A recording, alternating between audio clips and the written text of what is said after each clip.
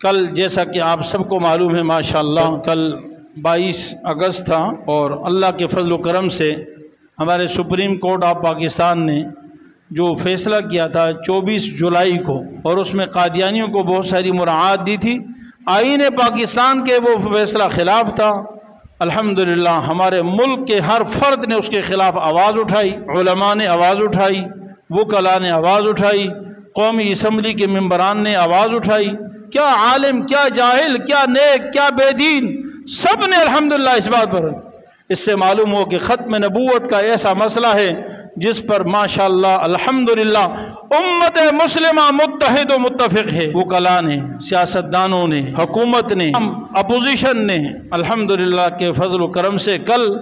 پھر خاص طور پر کل ہمارے قائد ملت اسلامیہ حضرت مولانا فضل الرحمان صاحب، جنہوں نے بڑی جرأت مندانہ اعلان بھی کیا سپریم کورٹ میں جا کر، کہا کہ میری 72 سال عمر ہے، الحمدللہ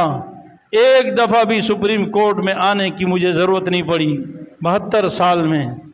لیکن آیا ہوں تو ختم نبوت کی جنگ لڑنے کے لیے آیا ہوں الحمدللہ۔ اور میں سلام پیش کرتا ہوں ہمارے شیخ الاسلام فقیہ ملت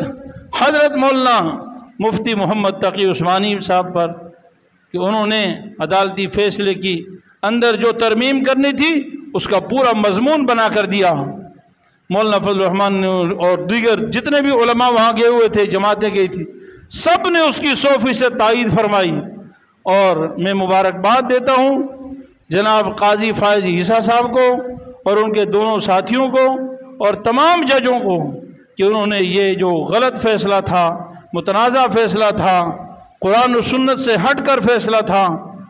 ہمارے آئین پاکستان کے مخالف فیصلہ تھا، انہوں نے اس کو آنا کا مسئلہ نہیں بنایا بلکہ اس سے رجوع فرمایا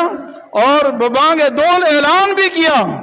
کہ میں بھی انسان ہوں، جس طرح ان عام لوگوں سے غلطی ہو سکتی ہے، میں غلطی سے پاک نہیں ہوں، میں اس لیے اپنے فیصلے سے رجوع کرتا ہوں۔ تو ہمیں اللہ کا شکر ادا کرنا چاہیے، اور آئندہ بھی آپ سب کی محنت شامل ہے، آپ سب مبارکباد کے لائق ہیں۔ آئندہ بھی انشاءاللہ یہ عزم رکھیں، ارادہ رکھیں کہ ختم نبوت کے لیے جب بھی کوئی انشاءاللہ آواز اٹھائی جائے گی، اس کے لیے اپنی طاقت و وسعت کے مطابق قانون کے دائرے میں رہ کر انشاءاللہ ہر قسم کی قربانی دینے سے دریغ نہیں کریں گے۔ انشاءاللہ کریں گے نا بھائی؟ الحمدللہ، جزاکم اللہ۔ مفتی صاحب کے YouTube چینل کو سبسکرائب کیجئے اور ان کے تازہ بیانات کے ذریعے اپنی علمی، اصلاحی اور فکری آبیاری کرتے رہیے۔ جزاکم اللہ۔